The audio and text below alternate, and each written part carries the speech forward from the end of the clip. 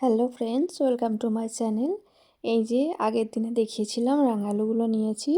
এই রাঙা আলুগুলো সেদ্ধ করে নিয়েছি এরকমভাবে ছাড়িয়ে পরিষ্কার ধুয়ে সেদ্ধ করে নেওয়ার পরে এই যে একটু আটা ময়দা নিয়ে নিয়েছি এবং ওই রাঙা আলুগুলো দিয়ে মেখে নিয়েছি। রাঙা আলু বা লাল আলু বা মিষ্টি আলু যেটাই হোক, এক একজন এক এক নামে ডাকে, এক একজন এক একটা বলে।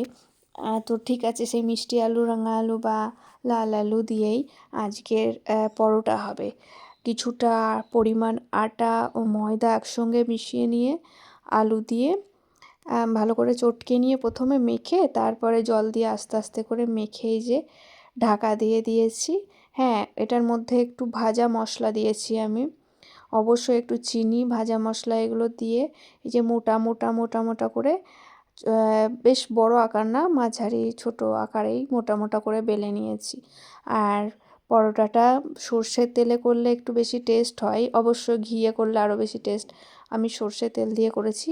আর এই যে আমি নিজে পার্সোনালি তার ওপর দিয়ে আর একটু চিনি অ্যাড করে দিয়েছি, ছিটিয়ে দিয়েছি, চিনিটা ছড়িয়ে বেলে নিয়েছি পরোটাটা। এইভাবে করে প্রথমে শুকনো তাওয়াতে সেঁকে নিয়ে তারপরে সর্ষের তেল চারিদিক দিয়ে দিয়ে করতে হবে। পরোটাটা খুব একটা ফুলবে না, কারণ হচ্ছে চিনি দেওয়া আছে। ফুলতে ফুলতে এ হয়ে, মানে চিনি দেওয়া আছে যেই কারণে পুরোটা ফুলতে পারবে না, ছিদ্র ছিদ্র হয়ে ফোসকাটা নেমে যাবে। যেই কারণ না হলেও ভালো করে সেঁকে নিতে হবে চারিদিকটা। এবার একটু মোটা তো একটু টাইম নিয়ে ধৈর্য ধরে ভালো করে সেঁকে নেওয়ার পরে তেলটা দিয়ে সুন্দরভাবে চারিপাশটা ঘুরিয়ে ঘুরিয়ে সেঁকে নিতে হবে। তো পরোটাটা যেহেতু ভাজা মশলাটা আমি দিয়েছি, কি একটু শুকনো লঙ্কা দিয়েছি, একটু মৌরি দিয়েছি, আর একটু জিরে দিয়েছি, এই ব্যাস, আর কিছু না। খুব ভালো লাগে খেতে।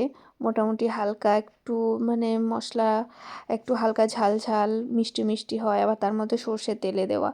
আমার তো যে কোনো পরোটায় সর্ষের তেল আর ঘিয়েই বেশি ভালো লাগে। তো ঘিটা দিলাম না, আর আজকে অতিরিক্ত গ্যাস হয়ে যাবে তাহলে। ঠিক আছে, এই সর্ষের তেলটাই ঠিক আছে। অন্য আর একদিন ঘিয়ে ভালো করে করে আর একদিন আমি দেখাবো। তো এই যে বেশি ফুলবে না বললাম, ভালো করে সেঁকে নেওয়ার পরে সর্ষের তেল চারিদিকে দিয়ে আরও 2-3 বার এপিট ওপিট করে নিতে হবে। এই যে আমার সব কটা মোটামুটি পরোটা রেডি।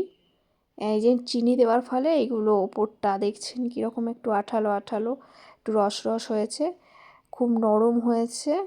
আর ভিতরটা কেমন আলু আলু একদম কাট কাট জমে আছে দেখাচ্ছি। খুব সুন্দর খেতে হয়েছিল, খুব সুন্দর খেতে হয়েছিল। এই যে পুরো আলু। ভালো লাগলে একটা লাইক করে দেবেন।